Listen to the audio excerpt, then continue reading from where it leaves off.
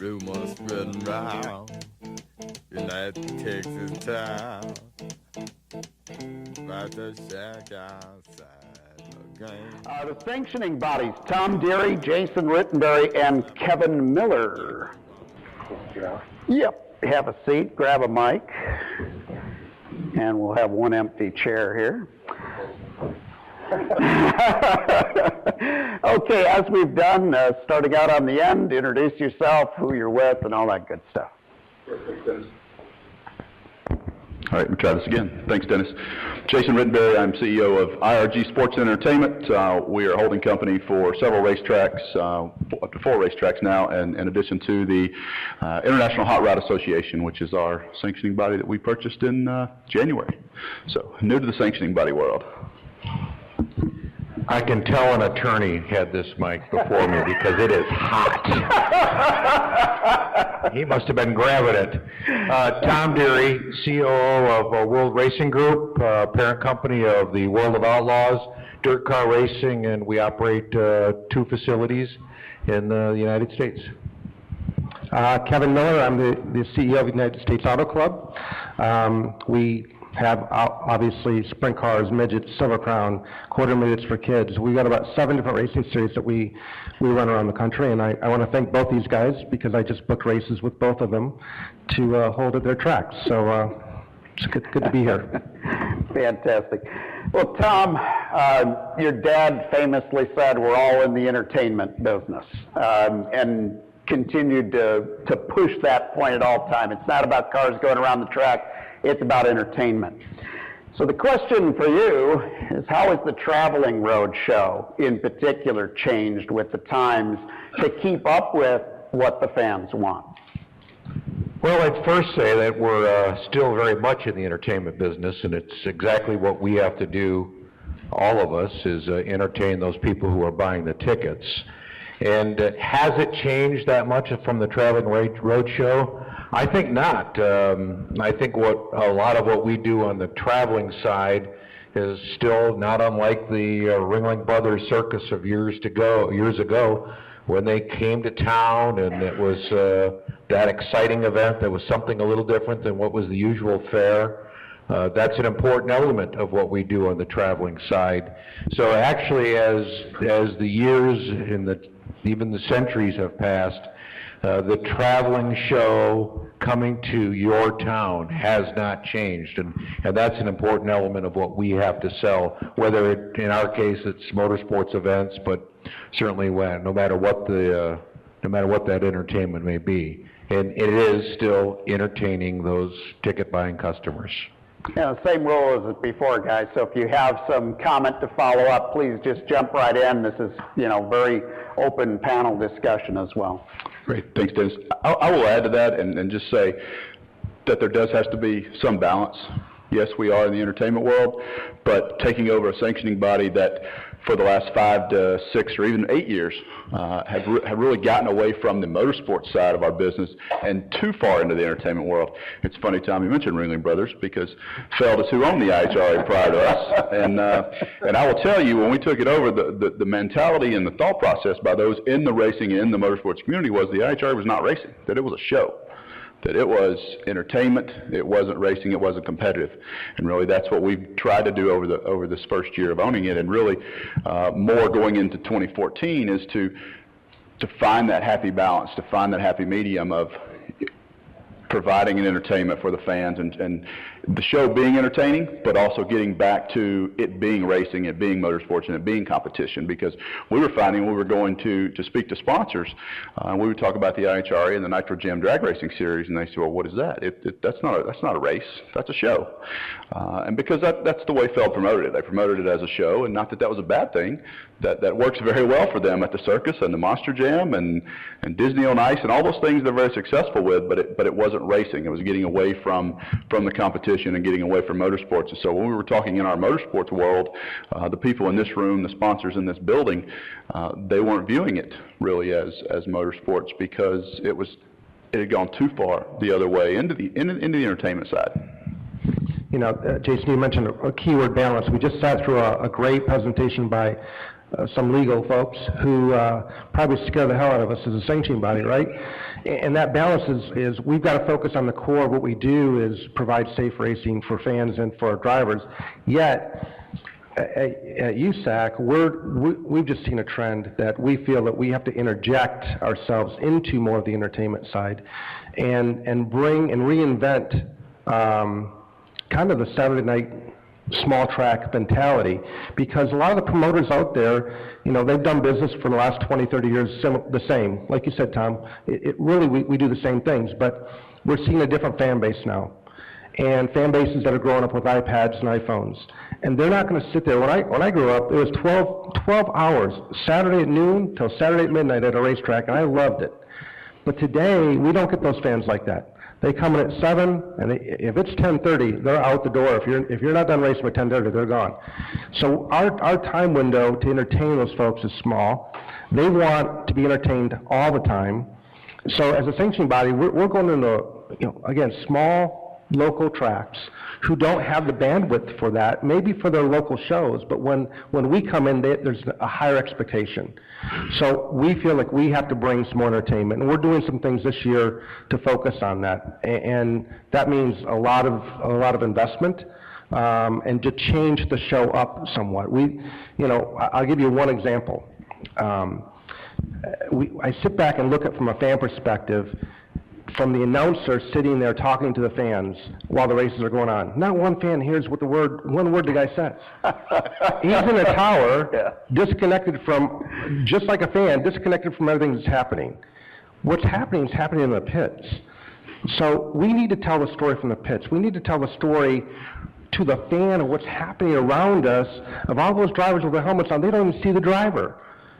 So we've got to change our show. We've got to expose the drivers. We've got to tell the fans what's going on in the pits. We have to change up what we do if we're going to continue to be racing 10 to 20 years from now. That's how we feel. Motorsports are weak right now. It's across the board.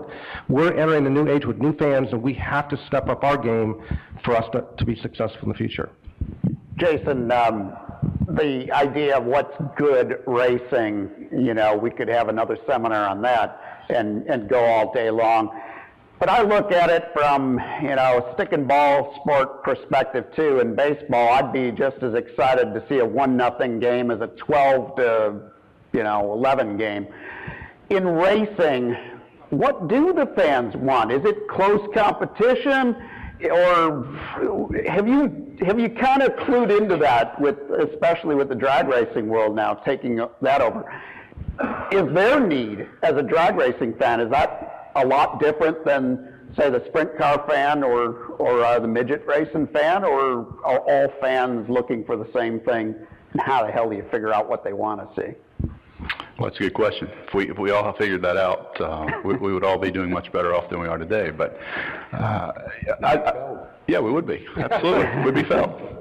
I do think the drag racing fans are unique, and they are a little different than the oval fan or road racing fan. And operating a facility for 11 years of having drag racing and having oval racing and having dirt racing, you saw very little crossover. Those drag race fans didn't cross the street to go to my NASCAR races, and the NASCAR fans didn't cross the street to come to the drag races. So what the fans are looking for is definitely different.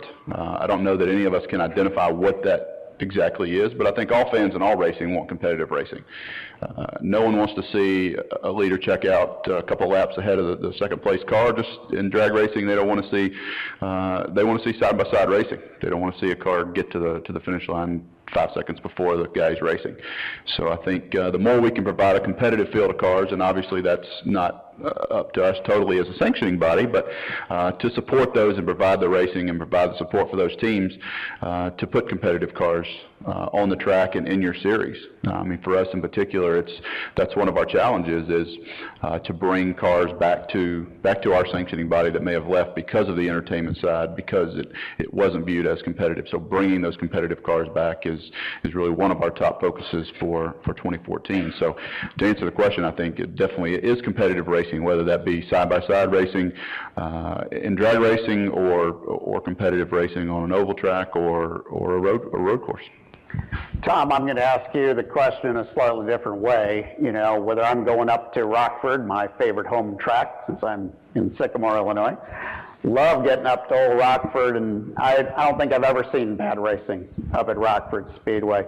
How different is the short track asphalt fan, a world that you were very familiar with for a number of years? How is that fan different than your World of Outlaws dirt car fan? There's a lot of difference in the type of events that Rockford Speedway puts on versus what a World of Outlaw event is. But ultimately, being entertained during that period is probably the most important part of both elements. And in the competition at Rockford is a little different than what you see at a World of Outlaws event or in any one of our events, actually. I think back to the question about having good competition, and I just wonder sometimes if the people who are in our stands, what percentage of those people really know what good competition is. There's a core group, that's our vocal group, that are the very smart people that are their racing IQ is off the chart. But then you have the other, I think it's a much larger group that's really there, that they're being told that this is good competition. They're being impressed by the colors, the speeds, the way that it's done, the presentation that makes it a good event. So yes, you've got to have the competition, but really I wonder if the fan that we now see ourselves transitioning to, we were just out at the RPM workshop in Reno, and they had a great presentation about the new fan, that group that was that elusive 18 or 24 and younger group that really has a whole different set of values than any of us and probably most of us in this room. And it's something we have to look at, because I think that value is starting to creep up, because it's more and more, the value is getting older. Because if you look in this room here, probably half the desk people have an iPad or a computer in front of them right now. At our World Finals event in Charlotte this year, when we did the 4-wide, if you looked on the grandstand, it wasn't every third person had their smartphone out. It was every person in that facility had their phone out. So I know that wasn't all 18 to 24-year-olds sitting in those grandstands. So I guess the long answer is the event of what you're putting on both has to satisfy that young person as well, what they're looking for. And it's not just the competition, although it's very important, because we have that core of our audience that just knows that it's got to be good and what is and what isn't good.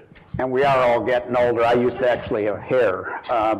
Kevin, you said it's very unique, because I love seeing Brian Clausen over at Lucas Oil on the pavement, but I also like to see him down at the action track in Terre Haute. You guys see both fans. Are they different? Are your dirt track versus pavement fans different? Very much. I wish there was as many pavement fans as there were dirt fans. We've seen a very noticeable trend in the last 5 years, extremely noticeable, of a weakening of pavement racing and somewhat strengthening of the dirt racing. And we know these do go in cycles. In fact, in the mid-'80s, USAC sprint cars were strictly dirt cars. They came back to pavement at Lucas Oil Raceway when Thursday Night Thunder became a TV show. The very first one, all the cars that showed up to race the ORP were dirt sprint cars. People went back and started building pavement specialty cars because of the TV. We're back in that cycle again. Dirt's got a lot of action on it that pavement doesn't seem to have, and the fans are responding to that. So the younger generation that we're seeing is grappling more towards the dirt than they are pavement. But I think more importantly is we talk about a race, we talk about the competition. It's really the event. What we've noticed, we're a 56-year-old club, and the successful races are the ones that are historic, the 4 Crown Nationals, the DuQuoin, Springfield, Hoosier 100-mile races. Those are classic races, and they're successful. But the ones that pop up that are new, the Kokomo Clash, things that are put on are multi-day events that people rally around. We just had, it's our 2-year-old event now, the Kokomo Classic 3-day sprint car race. Brand new event, sold out, and a wow overnight. You don't get that by doing a one-night race anymore. So our trend that we're going after is events. Indiana Sprint Week, it's an event. It's 7 races over 10 days. Our Eastern Storm, 5 races out in Pennsylvania. People are looking at the events as a success. So I think that where our focus is, from the sanctioning body, again, looking at this as the balance of we want to put on great competition, but how do we create an event and a party atmosphere where people want to go hang out and feel good about where they're at. Jason, I'm going to start this off with you, and then I want to get comments from Tom and Kevin. Talked to an old promoter years ago, and I kind of made the comment to him, just chatting, that your front gate seems to be suffering. He said, I don't give a damn about the front gate. I make all my money out the back gate. Must have been a drag race. And a few years later, all of a sudden he noticed that his back gate was starting to suffer. Can you talk a little bit about how you have to concentrate on the big three, the front gate, the back gate, and advertisers, your marketing partners, because without all three having the same equal attention to detail, they're going to suffer. Absolutely.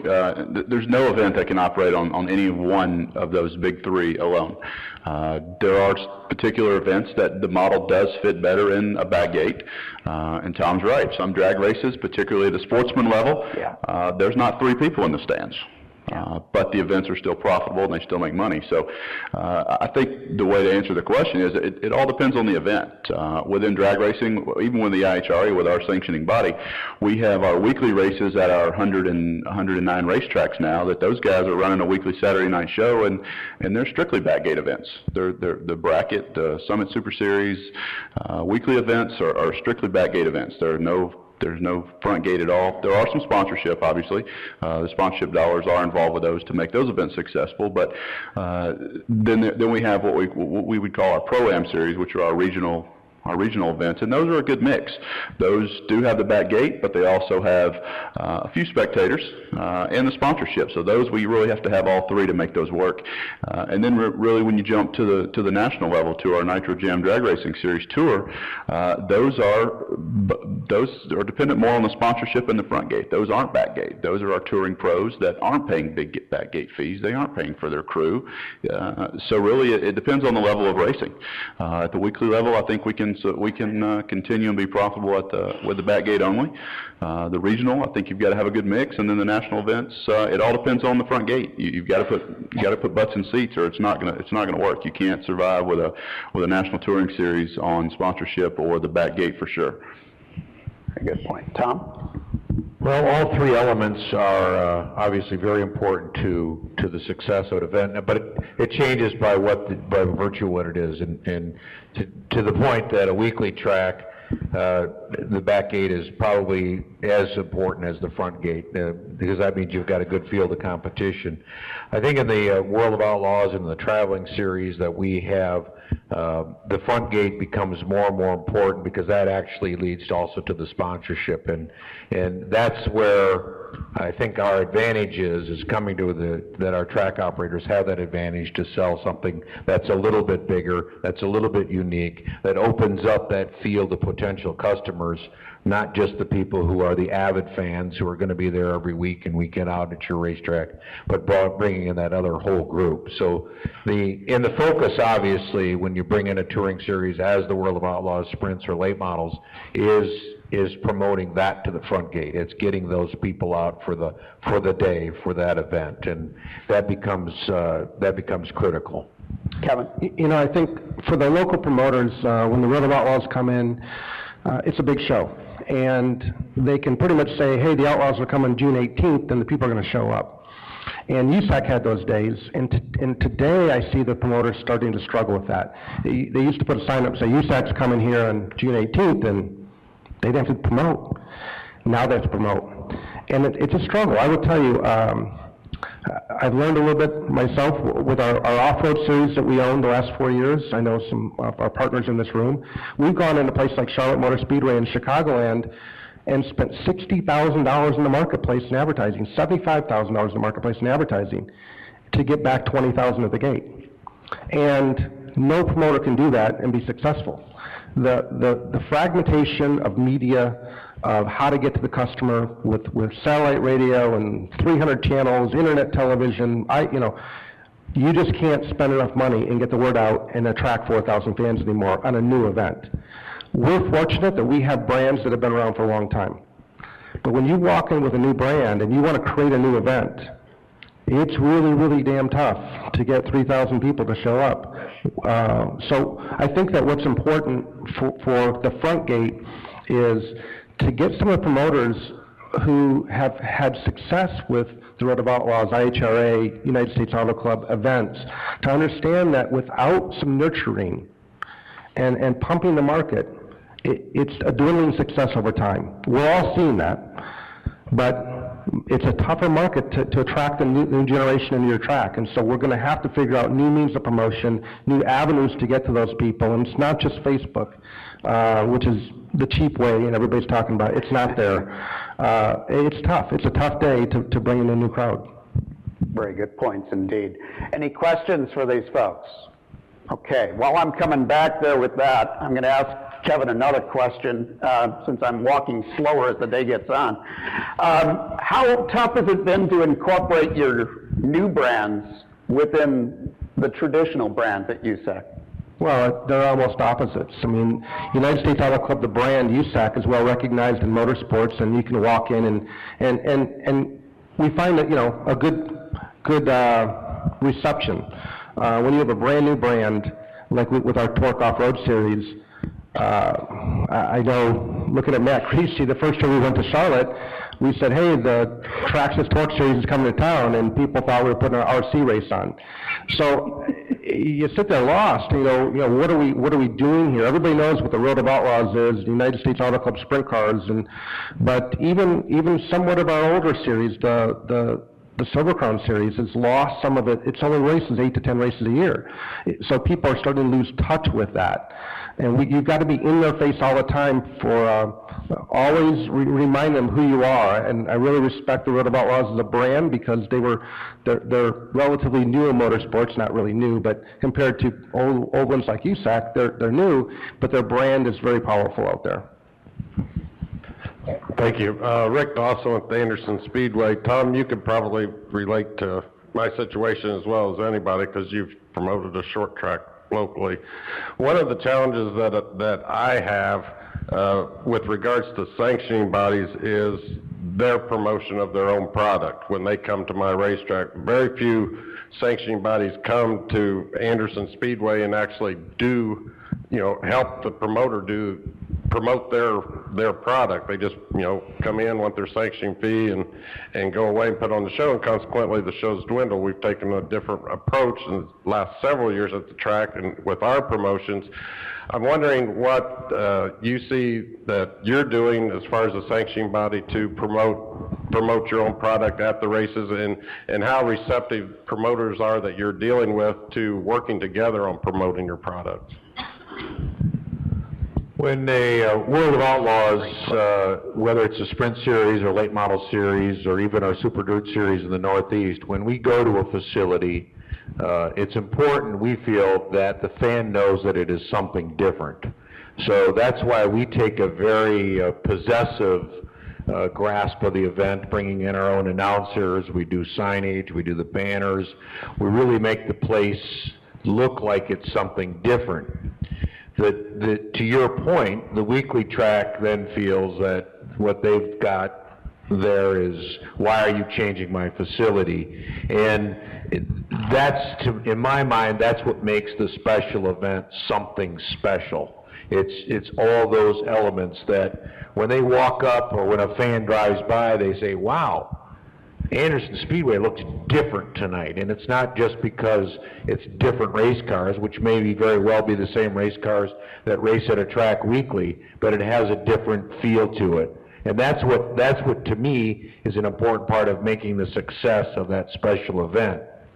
How that integrates into what the weekly track does is stuff within that you can do during that event, and that's that exposure to what happens weekly. Because most likely you're going to bring fans to a special event that aren't necessarily familiar with their weekly program, maybe have never been to the facility before, and that's why it's important that the show that we put on is a quality show. The facility looks good, everything, the concessions work, the restrooms work, all those pieces, because then that creates somebody that says, wow, that was a cool place, I need to come back.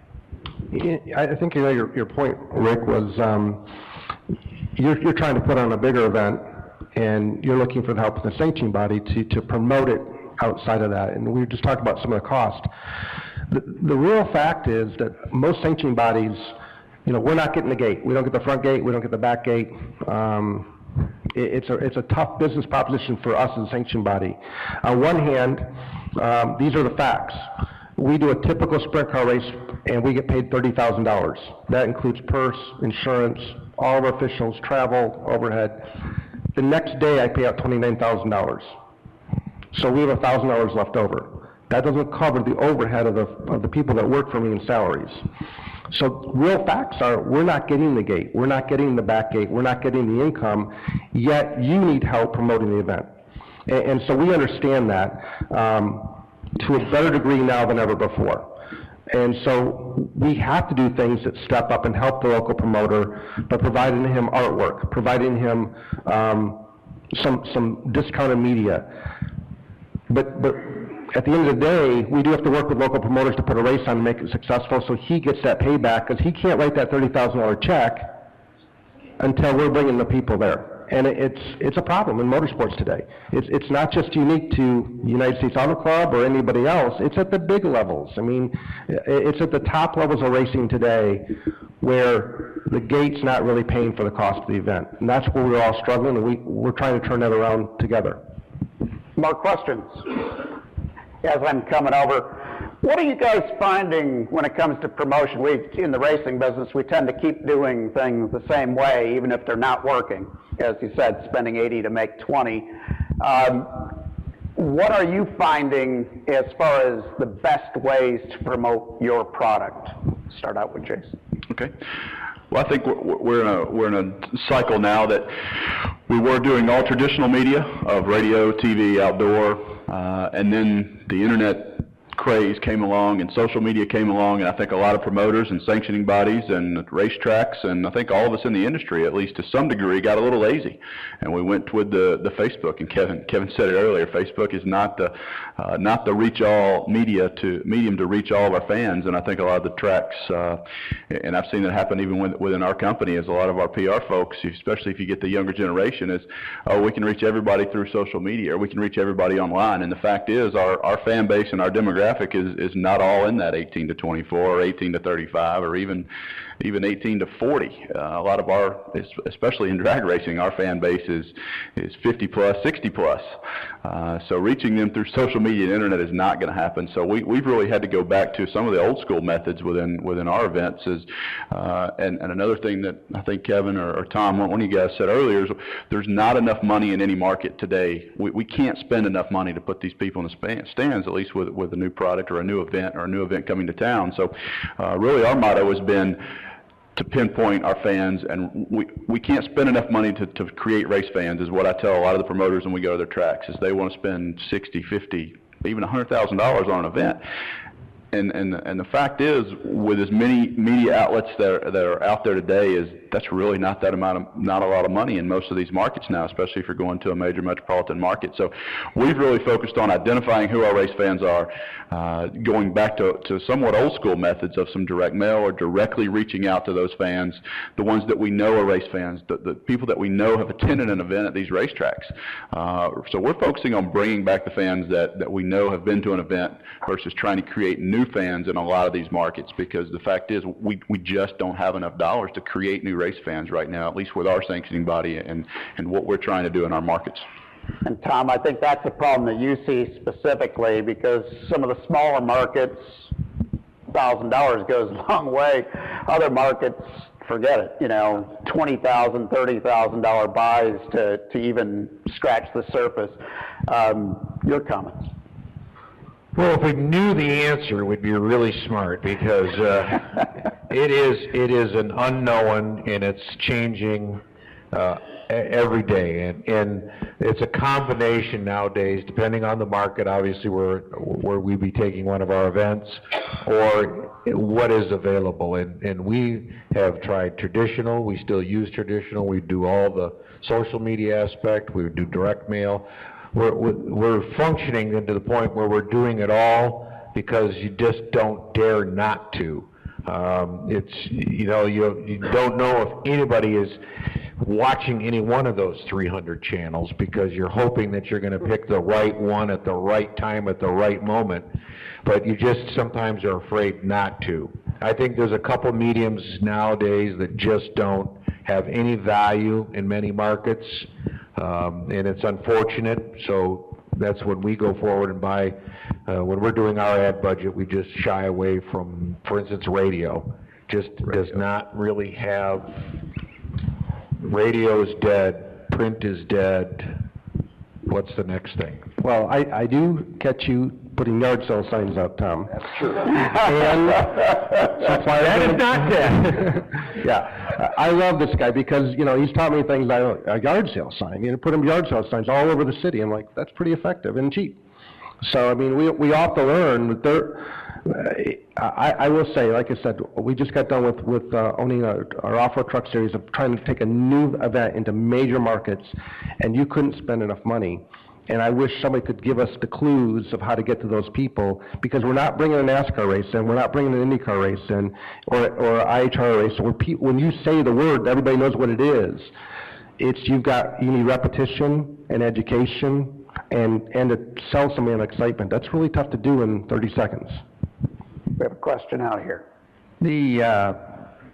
I think just a few comments on the recreational racer, with obviously USAC having quarter midgets and trying to, you know, that's a family-oriented activity where it is a recreation. And then Jason with drag racing, and obviously with Palm Beach on the road course side. What do you see the state of the recreational racer, and do you see it? Do you see the participants growing or decreasing at this point? Well, don't tell anybody in the quarter midget that they're there for recreation, okay? Because everyone thinks they're going to Indy 500. According to their dad, he's yelling at me about their black flag and telling me about his kid. Honestly, recreational racing, that's, to me, the healthy part of the sport. It's where it's the affordability. I noticed something 2 years ago at PRI in Florida that really caught me off guard. Walking around the displays, the largest two displays were GoPro and Traxxas radio control. And I thought, you know what, this is affordable stuff. I can go buy a GoPro for $399 or $299. I can buy a Traxxas radio control truck for $400. We're seeing the growth of radio control racing. We're seeing the growth of things. So if we can make affordable things for recreational racers, that's what's going to grow. We're launching this weekend a $10,000 midget motor from Honda. That's a spec motor. It's intended to grow a spec class to make it affordable. If you look at the growth of micro sprints and 600 sprints, the quarter midget, we started quarter midgets in 2009. We have about 2,000 kids racing quarter midgets now. I didn't know what a quarter midget was, even though I was a race alcoholic since I grew up. I didn't know what a quarter midget was until I got to USAC. So some of this is really letting out and fueling somebody's passion for motorsports and getting them the knowledge that affordable stuff is out there, not just a $4 million IndyCar operation. So quarter midget racing, it is growing, and we see that tripling in the next 10 years. So from us, that's a sweet spot that we're going to focus on. Tim, I'm going to throw it back to you. All right. What's really interesting is all of these guys at the top of the business. They are operating multiple series, multiple products in multiple markets, which is unbelievable. Like everything, sometimes the flag's got to come down. So anyway, we've got to wrap up this session. we got to get some lunch, and I'm sure there's a few hungry and we've also had a great, smart miles from Woman and Company. So, a round of applause for Kate.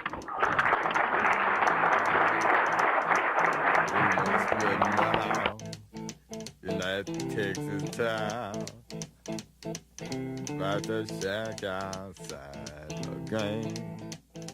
And you know what I'm talking about. Just let me know if you wanna go to that whole mile on the range. They got a lot of nice girls.